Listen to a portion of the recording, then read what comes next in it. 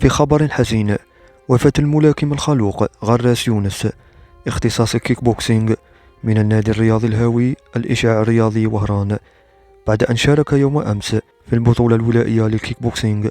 وبعد نهاية المنافسة شعر يونس بدوار أثناء خروجه من الحلبة، وهذا إثر تلقيه لكمة قوية ليتم نقله على جناح السرعة إلى مصلحة الاستعجالات من طرف الحماية المدنية. وبعد دخوله الإنعاش توفي يونس.